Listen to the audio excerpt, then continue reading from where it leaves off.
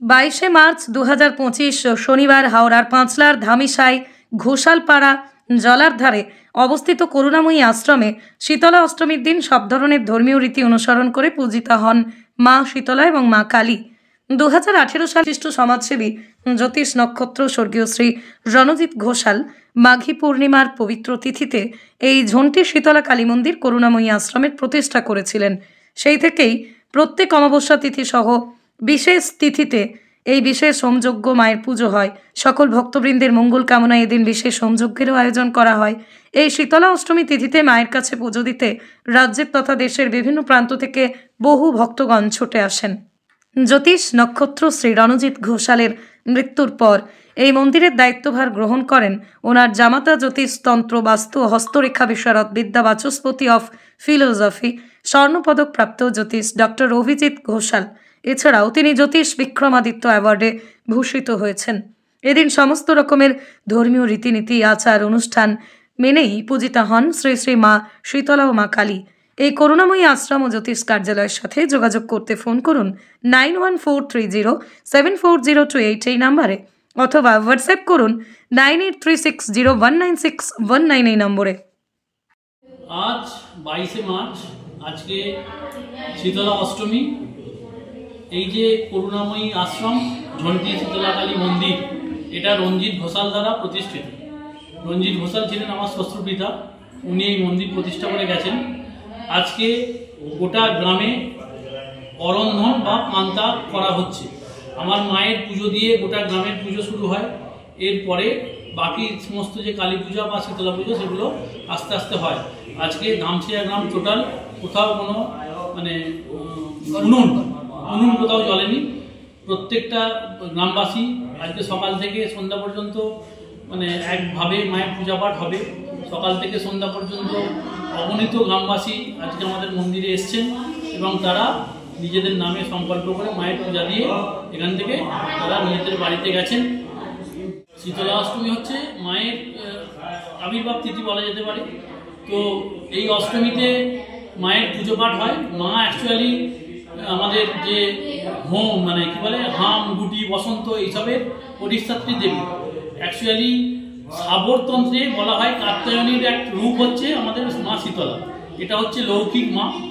আমাদের এনসিয়েন্ট সময়ে যখন প্রচুর হাম বসন্ত মহামারী রূপে দেখা দিত, অগণিত মানুষ তার বলি হতো, সেই সময় এই মায়ের আবির্ভাব হয় এবং তিনি তার এই যে দক্ষিণ হস্তে যে ঝাঁটা আছে সেই ঝাঁটা দিয়ে এই সমস্ত রোগ থেকে সমগ্র জগৎবাসীকে রক্ষা করেন। মহানবগ্রহের হোম হবে।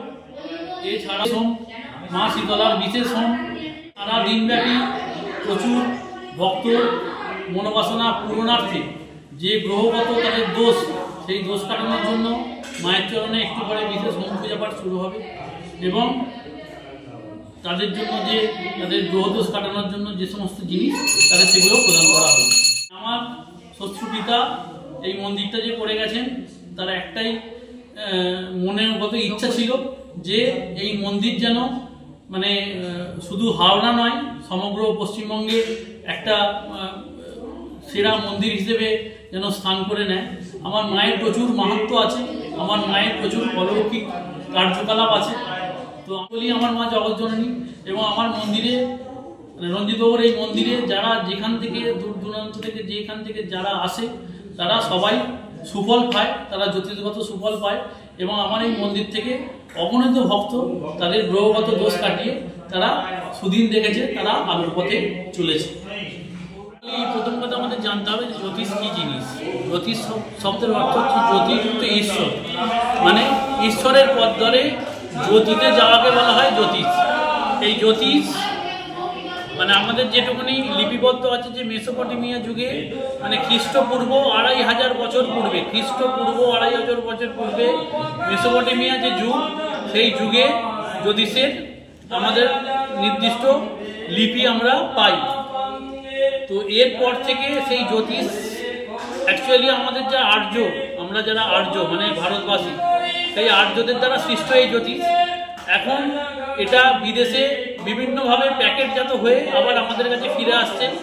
আপনারা আমাদের যারা আমাদের যারা জ্যোতিষ শিখিয়ে গেছে, ভৃগু, পরাশর, তো তাদের লিপিবদ্ধ করা যা সূত্র আছে জ্যোতিষের জন্য, তো সেইগুলো যদি আমরা প্রপার মেনে চলি তো আমরা জানি যে জ্যোতিষের আমরা সুদৃষ্টান্ত স্থাপন করতে পারবো এবং বহু মানুষ এই জ্যোতিষের দ্বারা উপকৃত হয়েছে, হচ্ছে এবং ভবিষ্যতেও হবে। জ্যোতিষ খগোল আমাদের যে 12টা রাশিচক্র নিয়ে জ্যোতিষ হয়, মেষ থেকে শুরু করে মীন পর্যন্ত 12টা রাশিচক্র নিয়ে জ্যোতিষ হয়। কলিতে বিশেষ করে আমরা যারা এই জ্যোতিষিক ক্রিয়াকর্ম করি, আমরা একটা কথা আমি অন্তত একটা কথা বারবার বলি যে পশ্চিমবঙ্গের বুকে বহু জ্যোতিষ আছে। সমস্ত যারা জ্যোতিষের মানে বিশ্বাসী তাদের কাছে আমি একটা কথাই বলবো যে সৎ লোকের কাছে যান এবং শিক্ষিত লোকের কাছে যান। অ্যাকচুয়াল শিক্ষার অভাবে জ্যোতিষটা আস্তে আস্তে উঠে যেতে বসেছে। শিক্ষাটা যাদের প্রপার নেই তারা এখনো পর্যন্ত সেই জল পোড়া, তেল পোড়া, নুন পোড়া এইসব দিয়ে লোককে বিভ্রান্ত করছে। এখনো আমরা 2025 সালে দাঁড়িয়েও বিশ্বাস করছি যে কোনো একজন হাত বুলিয়ে দিলে হয়তো ক্যান্সার ভালো হয়ে যাবে, বাট ইটস নেভার হ্যাপেন। এটা একটা সৎ সাবজেক্ট, এটা একটা অ্যাস্ট্রোলজিক্যাল হচ্ছে একটা মানে সায়েন্টিফিক বেস সাবজেক্ট। সুতরাং সৎ লোক যারা প্রকৃত জ্যোতিষটাকে নিয়ে পড়াশোনা করছে তাদের কাছে আপনারা যাবেন। এটাই আমার আজকে এই মন্দির থেকে আপনাদের কাছে বার্তা যে সৎ লোকের কাছে যান, তাতে আপনাদের জীবন দেখবেন জ্যোতিষের আলোকে আলোকিতই হবে। ব্যুরো রিপোর্ট, আমার কলম।